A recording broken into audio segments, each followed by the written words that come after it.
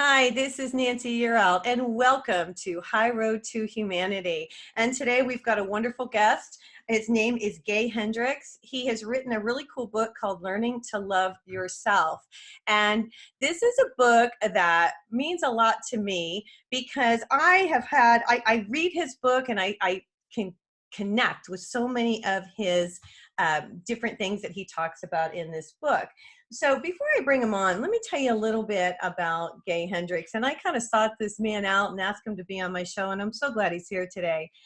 Gay Hendricks has served for more than 40 years as one of the major contributors to the fields of relationship transformation and body-mind therapies. Throughout his career, Dr. Hendricks has coached more than 800 executives, including the top management at firms such as Dell, Hewlett-Packard, Motorola, and KLM. Along with his wife, Dr. Catherine Hendricks, he has co-authored many books, including Conscious Living, The Corporate Mystic, and his latest, the New York bestseller, 5 Wishes, which has been translated into 17 languages. That's awesome. Dr. Hendricks received his PhD in counseling psychology from Stanford University. After a 21-year career as a professor at the University of Colorado, he founded the Hendricks Institute, which offers seminars in North America, Asia, and Europe. He's also the founder of the Spiritual Cinema Circle, and in recent years, his passion has been writing a new series of mystery novels. That's really cool, featuring the Tibetan Buddhist private detective Tenzing Norbu. Ten's first adventure was the first rule of 10, followed by the second rule of 10, and more to come. That's really interesting. Hey, before I bring Gay on here, I grabbed a little bit out of his book just to kind of give you guys a feel for what this is about, because I've had a lot of people say, and I've kind of gone to the end of the book, and it says, isn't it conceited to love yourself? And I've heard people say that, so that's why I'm going to read this. So sit back and relax, and I'm going to read you a couple paragraphs out of Learning to Love Yourself. Being concerned is attempting to prove to the world that you're okay after you've come to feel that you're unlovable. There's a fundamental gap between how you feel inside and what you're presenting to the outside world. And as you feel more genuine love for yourself and you have less need to prove your lovableness to the outside world, easy for me to say, it shows naturally. It is learning to love yourself the same thing as positive thinking? Gay asked. Some approaches to positive thinking would have us ignore the negative thought or replace it with a positive one. If we think, I don't like Jack, we would ignore or think something positive about Jack instead. In learning to love ourselves, we take what is there and love our way through it, rather than ignoring it or rushing to replace it with something more pleasurable. So we might love ourselves first for the dislike we feel. This act gives space to our reaction rather than crowding it out, loving it the way it allows us to learn from it. And Gay, thanks for coming on High Road to Humanity. I really enjoyed your book.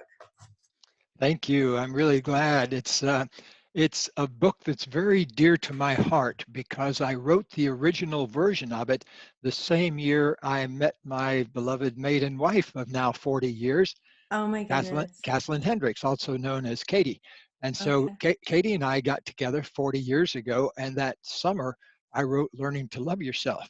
And so it occupies a very special place in my life. And then with the new edition that just came out a little while back, I kind of updated it some and wrote a new introduction to it and that kind of thing. And so the brand new version, I'm very proud to say, is having a new rebirth out there in the world after 40 years. Right. No, I realized that. You wrote this in 1982. Is that right?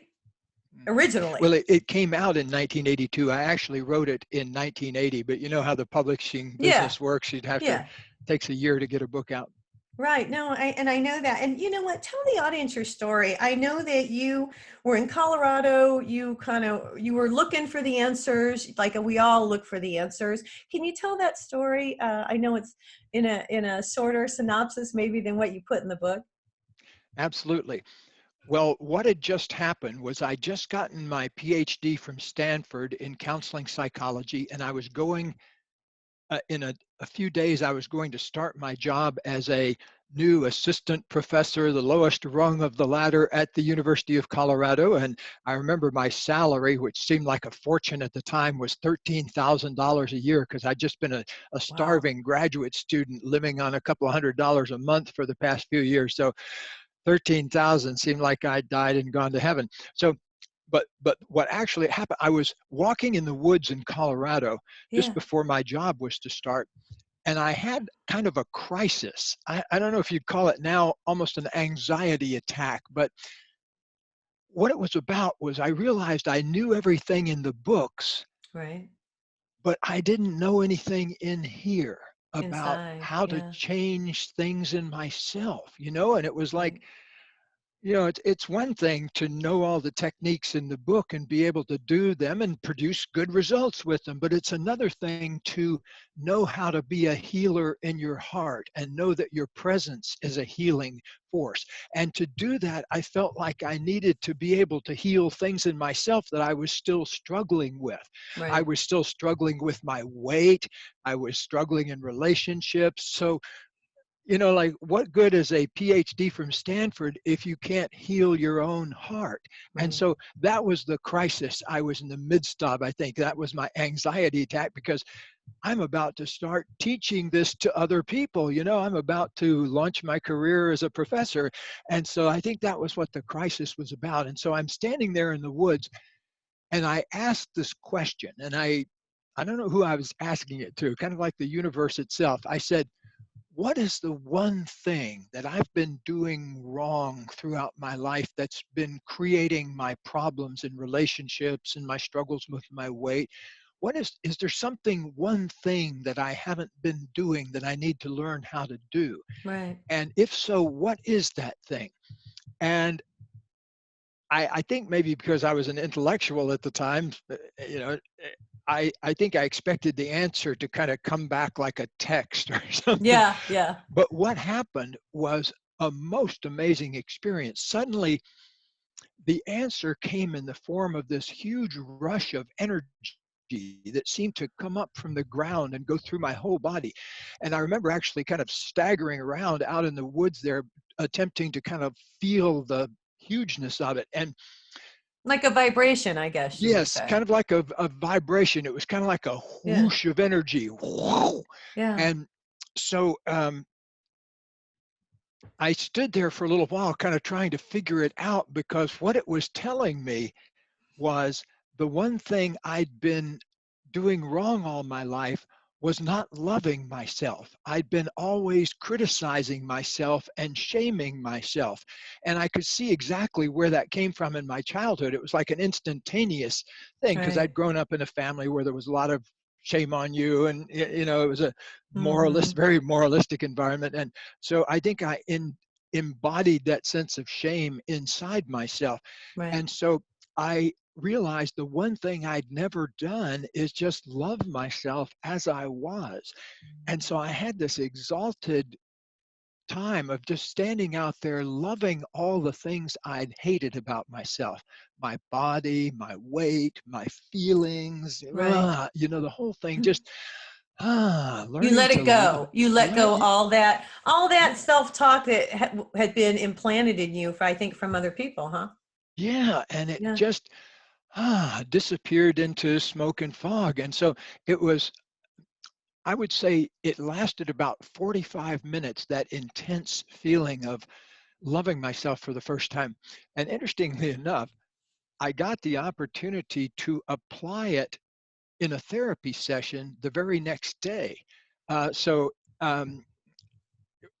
To see if it really worked. Like to it see if it did. really worked, Yeah, because it's yeah, one thing yeah. to do something on yourself, but Right. what happened, oddly enough, was a colleague of mine's wife, one of my new colleagues, I'd met her at a faculty, you know, like the faculty introduction party, and she and I had had a little chat, and I, you know, knew my colleague obviously because he'd been one of the people that had hired me for the job, Right. and so the next day I got a call from her kind of unexpectedly, and at my new apartment that I was in, and she said, "Could she come over and talk to me for a few minutes?" And I said, "Okay."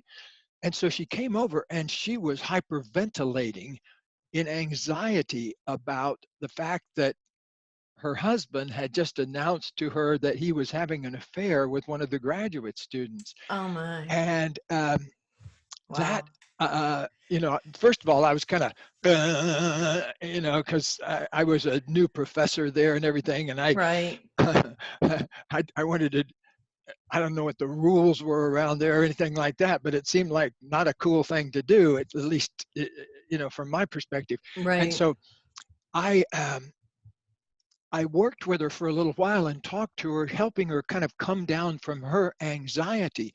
But in the process of doing that, I put to work all of those things that I had learned the day before.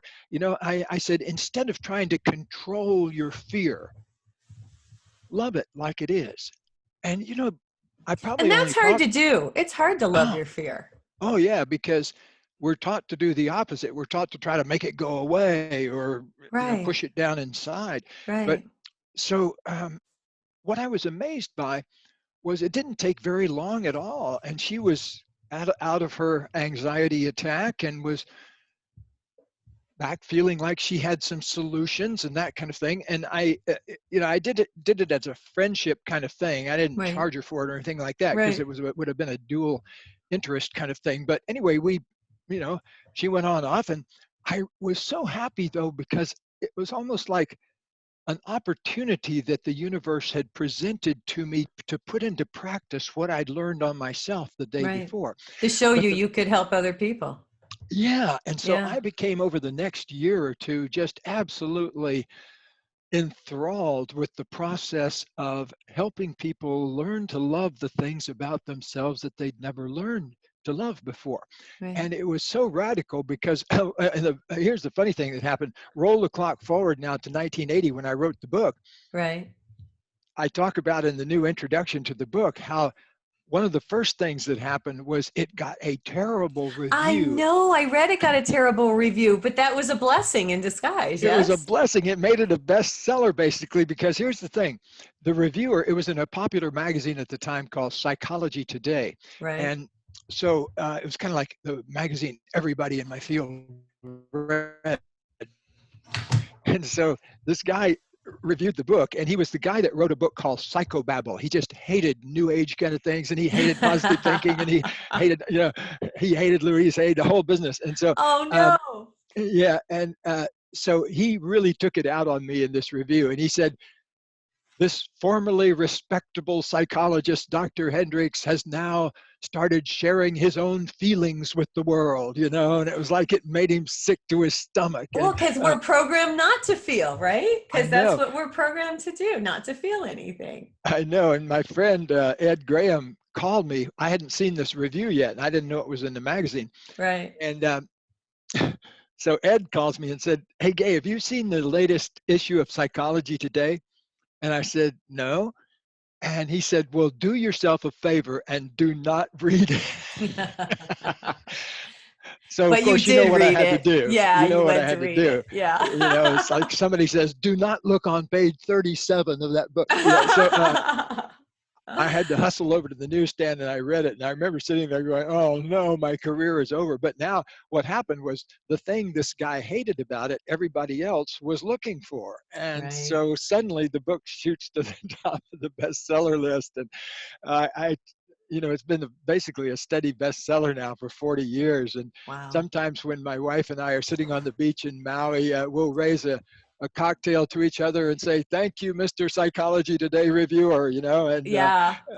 here we are. So I got the pleasure of seeing it turn into a nice gift to people's lives. And I would say of the many books I've written, other than Conscious Loving and The Big Leap, more people write to me and say that they give this book to their kids for graduation, or they Right. give it to their friend who's going through a tough time. And Right. so I'm really happy that it's turned out to be that way. No, and I agree. As I was reading your book, I said to my husband, "You really need to read this book." And I read a book every week because I have usually an author or somebody who's written something, or I research, when they come on my show. And Learning to Love Yourself. If you guys are watching me on YouTube, I'm holding it up.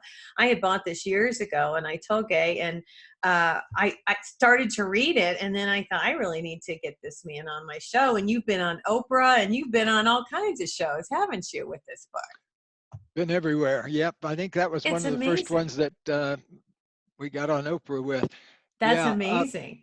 I am very grateful to her, by the way. She's a stone's throw away from us here where I live in California. And she was very, very helpful to us early in our career with Conscious Loving, our book Conscious Loving, and Right. other books of ours to help them get them out to a wide audience. So blessings to you, Oprah, wherever you are today. Yeah, that means a lot. Well, listen, we're getting ready to go to commercial, but you guys, we're here today with Gay Hendricks, PhD. The book is Learning to Love Yourself. And Gay, how do people contact you? You have an institute, is that right? The Hendricks Institute? How do they find you?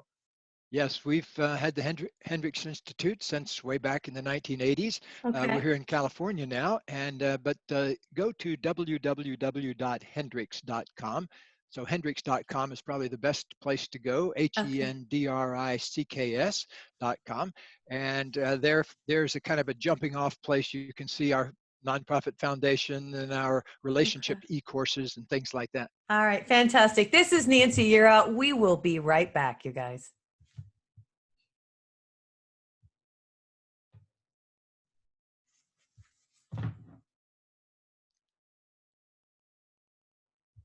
Hi, this is Nancy Yearout, and I am back here today with Gay Hendricks, and we're talking about loving yourself. And boy, you probably hear this from a lot of people, but when I'm reading this book, it's like that happened to me when I was a kid. Because you tell the story of what happened to you as a child. Would you mind sharing that with the audience? Because it kind of hit home with me, so I think it might hit home with a lot of people.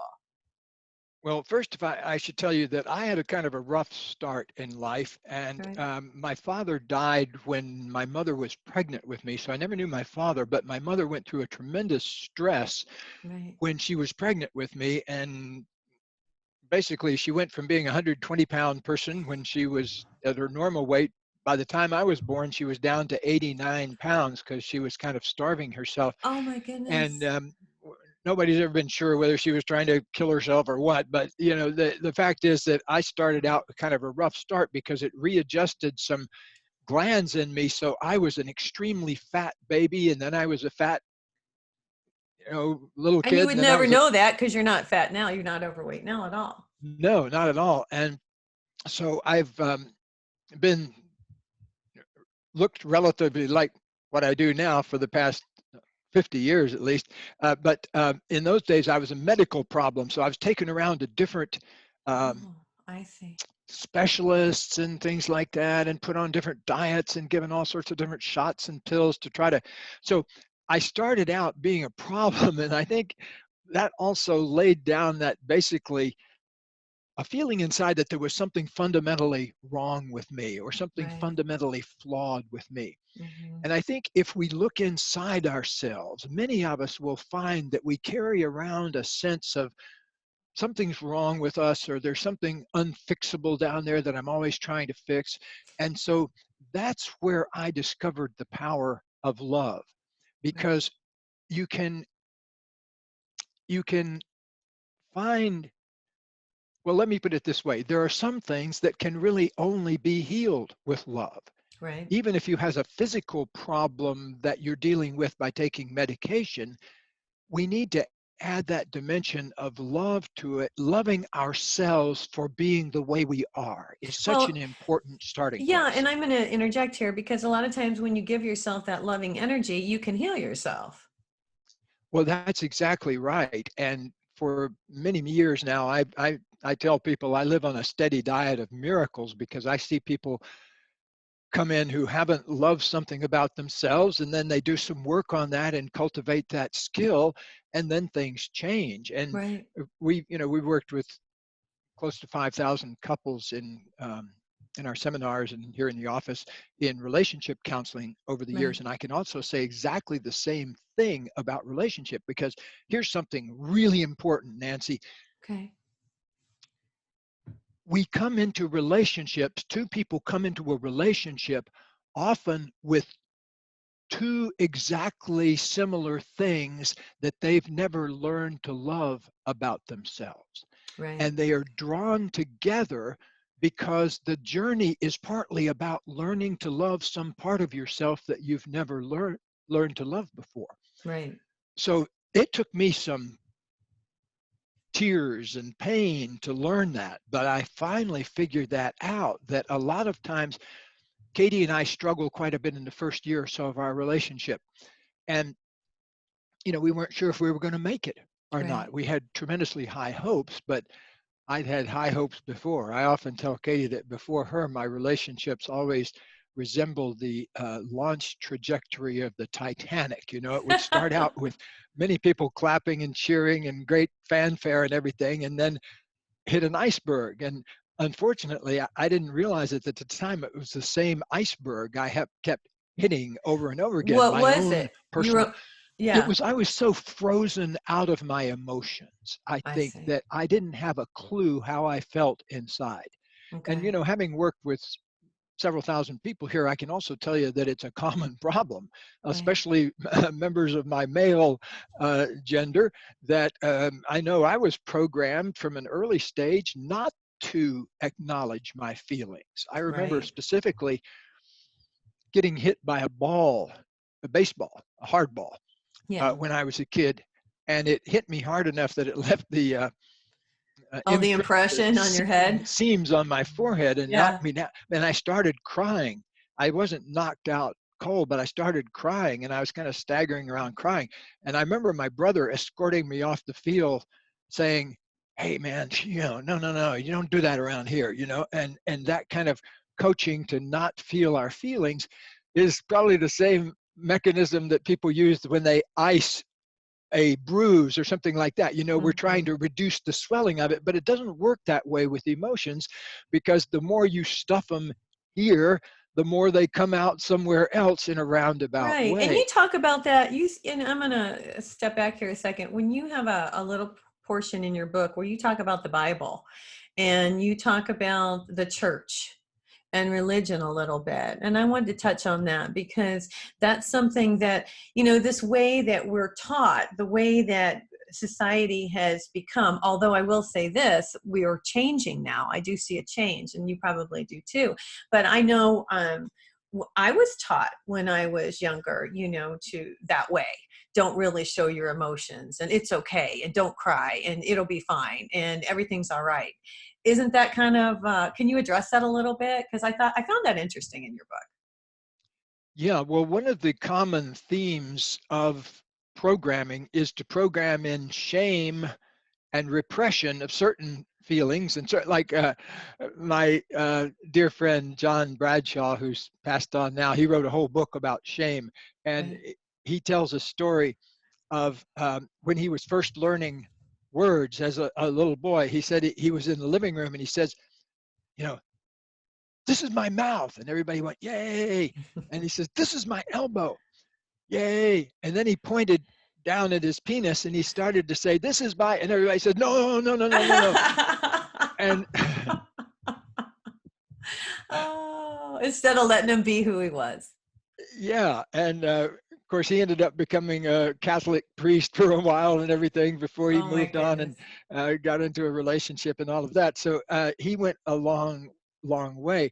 Um, and I think our movement of helping people learning to love themselves was really helped by a lot of early pioneering figures like him and Wayne Dyer and Well, Louise Hay Louise and Hay, yeah, Louise well, Hay. and I have her book, and I look it up when somebody tells me what's wrong, or if I have something wrong with me, I'll look in her book, How to Heal Your Life, and or I think How to Heal Your Body, How to Heal Your Life, and you look up, and she's got, okay, you've got a backache, this is why, and this is what emotion is causing it. And it's interesting because our emotions are what is connected to our physical health. And, that has been scientifically proven now, hasn't it?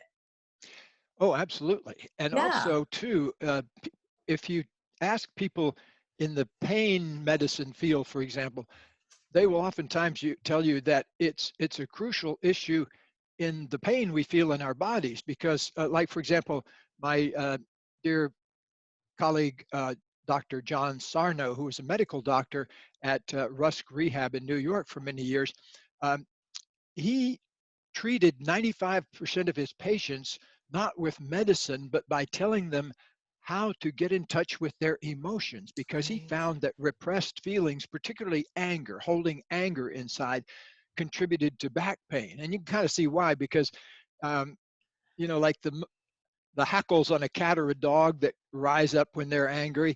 Well, we have the same mechanism in our backs, but we don't have as much hair usually, and it doesn't Right. rise up as much. But we have exactly the same mechanisms. We tighten up our backs when we get angry Well, because how we do want you to solve that if that's your issue? What do you tell people to do? first feel it. Second, Feel the love it. anger. Feel the anger, acknowledge it, feel it, acknowledge it, however you want to say that. I like to say feel it, simply feel it, Right. and then love it, and then express it. So feel, love, express. And if you think about it, life, I have a book called The 10-Second Miracle. And in it, I show how it's the 10-second little moments of life that make a difference about whether you're transforming up the genius spiral, as I put it, or Okay. you're wandering off into some other uh, tributary. Um, Okay. and so the moment we're talking about there is a moment of accepting, first of all, and then a moment of loving, and then a moment of choosing to express the truth. Whereas you might say, I feel angry with you. That's a 10-second miracle right there, because until it happens, the other person hasn't heard it directly. Or what's probably even more important, many people, including myself, have found that underneath their anger are two other feelings that are almost always hidden in the shadows behind our anger, which is things I'm sad about, feel hurt about, and Right. things I'm scared about. And Right. so I've seen many people in this very room transform their marriage or their relationship by learning how to say, I feel sad right now, or I feel scared and I don't know what to do. So Right. just an expression, Acknowledging it. a 10-second expression of it. I always say this is the, when I work with sexual dysfunction, I say this is the only 6 inches that matters right here, is your ability to communicate honestly with each other. Because inability to communicate And he's honestly is showing his throat, you guys, if you're on the radio and you're not on YouTube, right. he's showing his throat. And you're saying it's the words to be honest and say, I feel hurt or I feel sad, just to kind of get it off your chest. Is that kind of what it is? Get the energy out there? Get it off your back, get it off your chest, and get it out of your belly. Because Gotcha. sometimes the last one that anybody ever thinks of is what they're afraid of. Because Right. by the time we're in the middle of a problem like that, we're in the grip of fear, and that may look like real life. That may look like how existence is for you at the moment. So let me understand this, and maybe I make sure I'm complete on this. So you have a lot of people, and a lot of people feel sad, and they feel hurt, and they're afraid, but it comes out as anger because they don't know how to express that emotion. So Yes, there are, you say love it. love it. And in our work, we have a process on our nonprofit foundation site called Fear Melters that you can download. It's a free thing. It's about how to deal with the Cool. 4 expressions of fear. Okay. A lot of people don't realize that fear has 4 different expressions. One of them is fight, and one of them is flight. Everybody knows fight or flight that are come out. In other words, so some people, when they get scared, start arguing. Right. Some people start backing away. So that's fight or flight. But Right. also fear has 2 other things. We call these the 4 F's. Okay, hold. I'm gonna stop you there because we've got to run to commercial break. But when we come back, I want you to say the other 2 because this is really important stuff and it can help people a lot. You guys, we're here today with Gay Hendricks. He's teaching us how to learn to love ourselves. And if you're watching me on YouTube, this is what the book looks like. I'm sure you can pick it up on Amazon. This is Nancy Yearout with High Road to Humanity, and we'll be right back.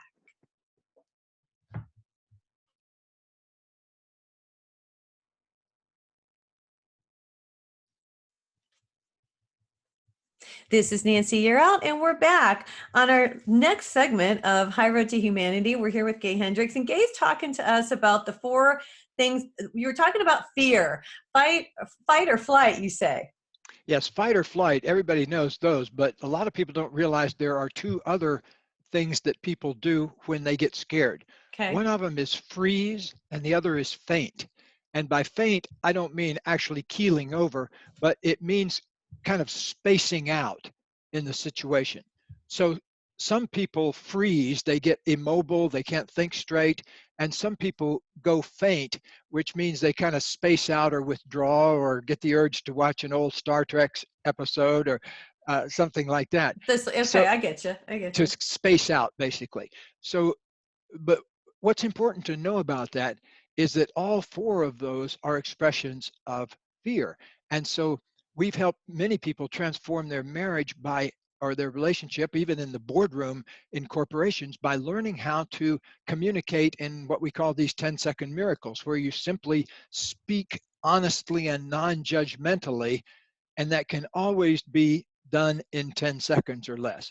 It doesn't Okay. even take 10 seconds to say, I feel scared right now and I'm not sure what to do. You know, that's a 5-second miracle, because I've seen that actually transform board meetings where you'll have 6 different executives, men and women, yelling at each Yeah. other over some Well, that problem. And takes a then, lot to say that to other people in a board meeting. oh, really does. But I've seen some miracles happen like that. I remember one Wow. situation in the Dell computer boardroom down in Round Rock, where they have their headquarters down near Austin, Texas. I used to consult back there during the 90s, and I used to coach Michael Dell and his top 3 executives, as well as working with some other people in the company. And Right. so on one occasion, I was working with the number 2 person there, and we were in the boardroom by ourselves. So here we are sitting at this table across from each other at this table that's about 30 feet long, you know, one of those huge, you know, Yeah. Yeah. very fancy room, in other words. And so here we are sitting in there. And what we're working on is the problem that he blows up sometimes in anger Oh, at underlings. And then they have a hard time kind of getting over that. And because he's very explosive with his anger. I And see. it's not a big deal to him because he doesn't see anger as a problem, you know, and he's been angry so long. So in this little session we did, I showed him how what he's actually feeling is some sadness and some fear. Right. And once he saw that and started talking about what he was sad about in those situations and what he was scared about, just face to face with me, a whole change came over him. He began even to breathe easier. Right. And this was a man in his 60s, so he was not long from retirement, a few years away from retirement. And this had been a problem that had been going on for years. So here's a moment where a person took a 10-second miracle, Right. the ability to tune in and say, oh, yeah, I do feel sad. I feel angry, but I also feel sad. And oh, yeah, I do feel scared about when I'm talking to these people. And so homing in on the authentic emotion underneath the anger was incredibly important. That makes a whole Now, lot of sense. yeah, now here's what happened next. This was really fun. At the end of our session, he went on to another meeting where he was meeting with some of the junior executives. And so he went and told them the whole story of what he and I had been talking about. Oh, And cool. their mouths were like, you know, Yeah. because they'd never heard him talk at this level before. Right. It was amazing the transformation that Well, because occurred. they saw him as a real person, not as their this big entity. They saw him as real, right? Yeah, because he would Yeah. go into this, you know, and then Yeah. 5 minutes later he would have forgotten about it, but it would Right. take him 5 days to forget about it. I hear So you. I've seen that happen so many, many times with people when they can make that, what I call the longest journey you'll ever make is only 12 inches long from your head to your heart. And so the moment you make that long journey, some people take a minute to make it, some people take 70 years to make it, but at some point, almost all of us are called upon to come down out of our heads and find out really what's going on in our hearts and acknowledge the truth about who we are and what we And what we are. feel. Because Yeah. the magic of that, though, Nancy, is that once you do that, you have access to to the power and beauty of who we are. You have access to the direct creative powers of the universe once we get out from under all of that self-censoring. Right, right, right. Well, you say love changes everything, and I agree with you wholeheartedly. You know, doing this work and doing this show, I had a lady on, and she calls it a heart drop, and she taught me and the audience to take your heart and ask your heart what it feels today. And it's really interesting because not your head, you just go with your heart and what is my heart? And you go with whatever comes, you know, to mind right away. That's what your heart feels. And I've been doing that and I've been teaching the audience to do that because when you have a question and you really want to know the answer, when you ask your heart, it doesn't lie because your body doesn't lie. And that's been a really big thing for me, and I think a lot of other people who I've been trying to teach it to as well. And it goes along with what you're saying. Have you heard about this, or have you done this? Well, I think It's what we're very really similar. talking about is a very similar kind of thing, because Yeah. I invite people to drop out of their heads and love Right. themselves as they are, not Right. criticize them or judge or Right. evaluate themselves, but simply to open their hearts to themselves. So it's I think that's a good thing to call it as a heart drop. Yeah. Yeah. Yeah, it's a miracle move. It's one of those 10-second miracle moves that can really change your life. I wouldn't be here without it. You know, I don't think I'd be here what I'm doing now, Right. because what I do and have done for the last 40 years is apply this to every area of life that I could possibly apply it to. And it's changed your life. And it's changed my So life. now you talk about in the book that you need to do this on a consistent basis, which I would imagine you do for a while or maybe forever. I don't know, but you have to keep reminding yourself to love yourself. Can you address that? Yes, well, think of it first as learning to love yourself is like learning to ride a bicycle or learning to ski. I'm not a skier anymore. I kind of wiped out my knees, so I've got them now saved for riding my bicycle with my wife and also playing golf. So All I right. don't actually ski anymore. But when I was skiing, the instructor said, if you're not falling, you're not learning. And Okay. so no matter where you are, I've talked to Olympic level athletes who have said virtually the same thing, that even at their level of the game, you know, you've still got to fall in order to learn. So Right. in the same way with learning to love yourself, it's never a place you get to, it's a way of getting places, because if your life is proceeding well, you're always going to be uncovering more and more things in the world or about yourself that need your love. And so wherever you go in life, you're going to be just like on the bicycle, you're going to be still needing to balance, and Right. it becomes easier over time, you know, if Everything. you've ridden your bike a long time. And but you're still going to be balancing no matter where you are. That's the nature of the game. Well, yeah, because you say in the book, you know, there are people that you don't like, and you can still dislike them, but you can love the feeling of disliking them. Correct? Is Exactly. that right? Ex- Yes. First of all, just acknowledge whatever's there. You know, like who I am is who I am, and how I feel is how I feel. And it may not be a popular feeling, or it may not even be a feeling that my head says is a good idea, but I just need to love it the way it is. And the power of that, you see, is that love is the only thing that can contain its opposite, Right. because you can love yourself for hating yourself, Right. whereas you can't hate yourself to loving yourself. And so Mhm. love has that all encompassing power to reach around the things and then hold them in our own hearts that we already are. Right. So when we run across a situation and we start to feel angry, we need to stop and think, wait a minute, I need to love that feeling. I need to let the feeling go and just love the feeling, and that helps it subside. Is that correct?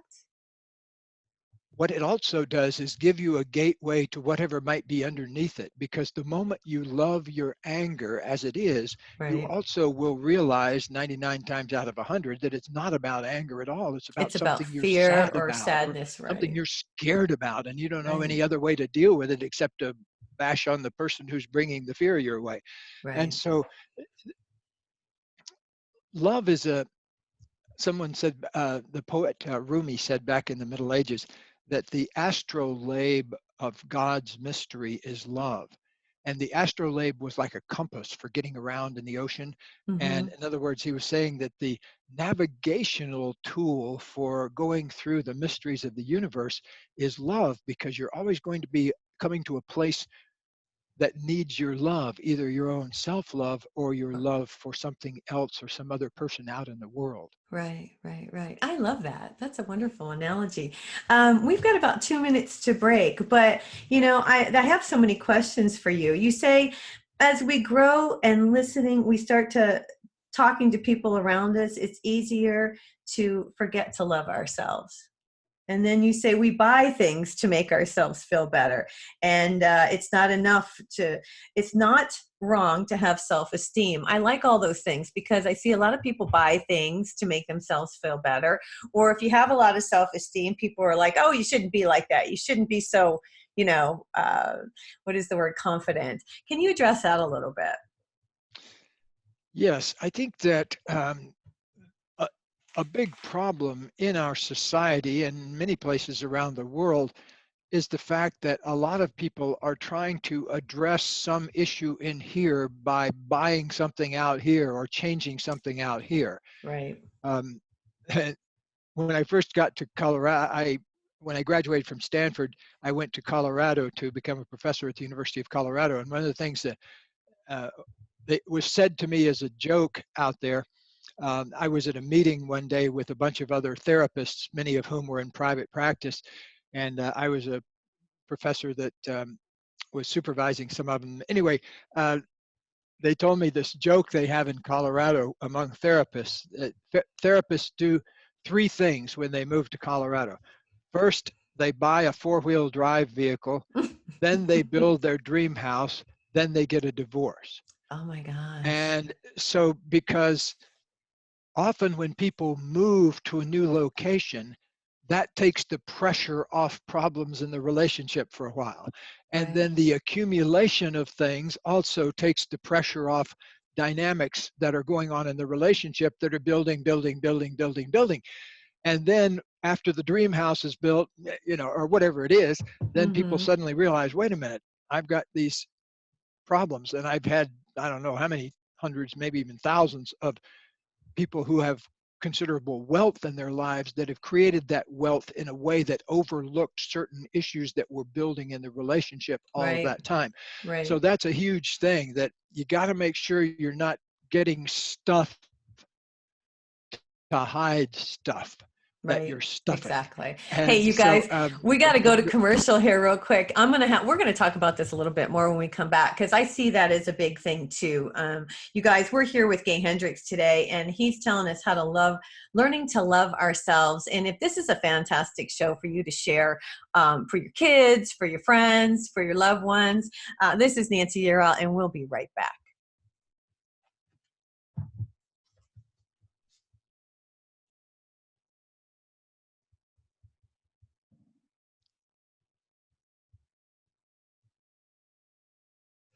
Hi, this is Nancy Yearout, and we're back here with Gay Hendricks. And Gay, we were talking about buying stuff and to make yourself feel better. And I bring this up because I see a lot of people that I know in my life that think that money is going to make everything okay.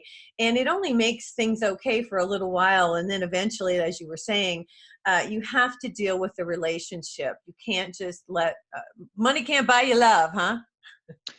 yeah, I was working with a well-known musician a while back who had developed an expensive habit of buying stuff when he's on the road, from hotel room, stuff on the internet, stuff on infomercials and all that. And he was going through a relationship breakup, and he hadn't realized it, but normally he would call home when he was on the road every night and he'd have a long conversation, but he was going through this separation and those calls weren't happening, and he was Make spending his money himself feel on the better. phone, but with Yeah. his credit cards. And Yeah. so his manager was beginning to call him aside and say, hey, do you realize that you spent $48,000 last month on stuff on your credit card, Right. so it's getting to be a bigger and bigger problem. And so anyway, again, there are layers of emotion in us all. And the Mhm. important thing is to love our way through to the deepest layer of them. So our work with him was based on tapping into a deep well of loneliness he was feeling and the fear of that, and learning to love exactly what was already there in him, but he was trying to push it away with his credit card. Right. And so whatever your thing is, your thing may not be buying stuff, but we all have something we do as a way of defending ourselves against going down inside and finding out Right. what the You heck is say going like on. alcohol and smoking and different things like that. We try to suppress it. Yeah, and a lot of people who have addictions that I've worked with, I found that creativity has a big role to play in addictions. I found that a lot of the people I've worked with who have big time addictions are also big time creatives, and Right. they just don't know what to do with all that creative energy. And so they start trying to put out the fires, but with different addictions. And then the Right. addiction takes over and wipes out their creativity because they can't get hold of it anymore. And so then they have to end the addiction in order to reawaken that creative connection. But the important thing is, it hasn't gone anywhere. It's been just waiting underneath the Suppressed. addictions. Yeah, Yeah. It's been yeah, it's like suppressed. a hibernating bear. Right. No, that makes a whole lot of sense when you talk about that because, a lot of people want to suppress their feelings. So if they're upset, and have done this myself over the years, I don't do it as much anymore, but I'd have a glass of wine, I'll feel better once I get home and have a glass of wine because I had a tough day at work. And you got to get to a point where you're like, okay without the glass of wine, and you're okay. You got to make it all right within yourself, and that's something I've learned. You got to go within. It's not on the outside, it's on the inside, which is not easy to do, Gay. It's not. I was just thinking of a golf buddy of mine that I play golf with here. Um, that he has, I think, 17 years of sobriety now, and he said that he didn't get out of the drinking habit until he figured out what he was drinking to try to get rid of, and faced it directly. And, just stepping out from under the cloud of addiction for a moment, as one does in 12-step meetings, and say, hi, my name is John and I'm an alcoholic. Right. Just calling it like it is a Right. powerful 10-second miracle all by itself. Right. You talk about, there's so many things you talk about in your book, and you guys, you got to read this because it's really helpful. You say, life is learning to love. I love that comment that you put in there. Life is learning to love. And you say, love gives space and makes room. I like that too, because when you love yourself, then you have more room because you've gotten rid of a lot of the sadness and the anger and the fear. Is that proper? Yes, that's exactly right. Because if you think about it, to love something is to give it space, Right, right, to welcome it and own it in the space of yourself. Like, for example, we were talking about fear. right, Learning to love your fear is such a powerful thing to do, because what you're doing is allowing your fear space to exist, which then you can learn from it. Because you see, all our emotions are there for a purpose. They're there to teach us something. Like right, with anger, it's right, here to teach us, oh, I'm in some situation where somebody's taking advantage of somebody else. right, Like my client, who was the vice president of a bank, and she had migraine headaches, and it turned out to be that she was so controlling of her emotions mm. that that was putting headaches in her In body. her head because she was And trying to like the control it. president of the bank would come roaring into her office at, when she was packing up to get home at 5:45, and go pick up her son from soccer practice, and the bank president would say, hey, come into the office, we got to do this, da, da, da, da. And there she was caught in a vice. Does she say, Right. I got to no, pick I'm up my supposed to pick up kid. my kid Right, at right, soccer practice, to the bank president, who's her boss. And so you can see why people would squeeze themselves into that kind of a vice that would cause a headache there. So again, it was a 10-second miracle. right. Well, and you talk a lot in the book, and I can relate to this too, where a lot of people grew up in a household where they didn't feel unlovable, where there wasn't a lot of hugs and there wasn't a lot of love. And that affects you as a child. And as you get older, you start to realize, well, wait a minute, maybe it's okay to love. Because don't you see that a lot of times we're programmed that way when we're children? Yeah, well, I think that is the way many people are programmed. I haven't met too many people That aren't, yeah. that aren't. And so you got a tremendous number of people running around in the world who can get a driver's license to operate a heavy vehicle, but couldn't get a license to get married if it required being able to communicate in a healthy way. Right. That isn't it interesting that you can Yeah. operate a gigantic 8,000-pound vehicle, but when But you're nobody 16, ever taught you how to love yourself because you were not taught that when you grew up, correct? Yeah. exactly. That's Yeah. why I've often thought, wouldn't it be great if we had an actual marriage license that you got through taking a test? That would. Or taking a course and learning how to love yourself. I think it's wonderful work that you've done over the years. And this book, gosh, it's so helpful. God, it was helpful to me, and I know it's helpful. It's helpful to a lot of people.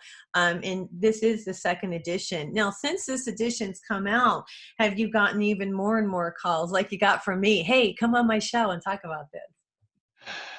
Well, I get a steady supply of calls, thankfully, for that. And I do a lot of these kind of conversations around my book, The Big Leap. And also, I just got the galley proofs to my next book, I Conscious know. Luck. Conscious love. Yeah. No, And what's that about? Tell us.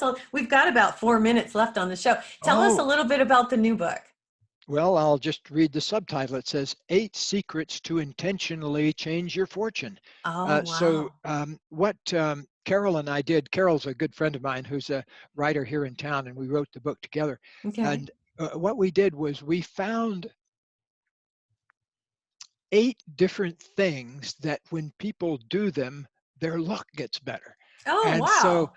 so I thought, well, why not just put all those things into a book and say, here are the 8 things that people are talking about that they felt their luck enhanced. Why don't you do all 8 of them? And That's so awesome. we're very excited for the book because it's interesting too, Nancy, is that since we started writing the book, there's starting to be more scientific research on luck. There's a woman up at Stanford that's doing research on that has a thing out on TED Talk and that kind of thing. So Yeah. it's really exciting to see these ideas come into No, into that's the general true. conversation. I'll tell you my quick story on luck. I've had Joe Gallenberger. I don't know if you know Joe. He's been on my show a couple times, and he's written Liquid Luck and all these different books about that. And so I learned that he told me when you're thinking about it and you meditate, and he's got some CDs, some meditation CDs, and that. So I was I went to a gambling, I guess it would be like, just some gambling tables and things in Detroit not too long ago. And it was a casino, a small casino. And I thought, well, I'm going to do what Joe taught me. And I visualized, he teaches to visualize with color. And I visualized green and gold coming down into my head. I did it for a minute. Nobody knew I did it, but I knew I did it. So I visualized this coming down into my head. And then I went over to the machine, and a friend gave me some money, and I put it in the machine, and I won, and I won, and I won, and I won. And I probably won $250. I just kept putting the money back. It kept hitting the thing and hitting the thing and hitting the thing. But I will tell you, it was my little test that when you visualize and when you feel that you are going to be lucky, it changes the energy, and it does, it works. It really works. Well, that's one of the things that is most exciting about life. You have the chance to seize control of your own destiny at every moment with a moment of love or a 10-second miracle or simply doing what you did to visualize. Now, you meditate. That's a big thing that for you, isn't it? Do you still meditate a lot? I wanted to ask you that. Yes, I have not missed a day of meditation since I think 1972, back in Oh there. my God. So I'm coming up on my 50th anniversary of being a daily meditator. I find that incredibly useful. I still do it in the morning and the evening for 20 minutes or so, and it's a dropping into that space of pure consciousness inside that I think is very nurturing to human beings in general. So I um, I always say it's like taking a shower a couple of times a day, just the way it makes you feel To afterwards. So cleanse. big Yeah. believer. I think it's awesome. Yeah. And I agree with you. When I meditate, I feel I get information, things, questions that I had will come to me. People that I need to call will come to me. Have you had those same experiences? All the time. Yep. Yeah. I Yeah. even launched an entire business out of meditation one day. I had the idea for a business back in 2003. The Spiritual Cinema Circle just popped into my mind how to do it. A Right. colleague and I were interested in the movie business, and so we invented this whole other way for people to get enlightening movies in their lives. And it just Wow. popped into my mind during meditation. Of course, it took us 6 months to build up a business and get it Yeah. going and everything, but the original idea just pop. And so I think Right. we're just barely beginning to tap our creative potential. I agree. That's my big push right now. I will tell you that is, I'm intuitive and I've done psychic readings for people, but my big push is to teach people how to do it themselves, Gay, to meditate and learn to get the answers and the information for themselves because we all have that ability. And I think if we could do that, that would be a huge accomplishment. It would change people. Do you think? Get get it from the wholesaler instead of the retailer. Yes, there you go. Hey, listen, we're out of time, but I just want to thank you for coming on the show. I hope you'll come back with the new book and visit us again on High Road to Humanity. Count on it. Oh, you're awesome. Thank you so much. You guys, it's called Learning to Love Yourself by Gay Hendricks. He's got other books. His website, give out your website again, please, Gay. Hendricks.com, Hendricks. All right. And this is Nancy Yearout. And thank you so much for joining us today on High Road to Humanity. Have a great week.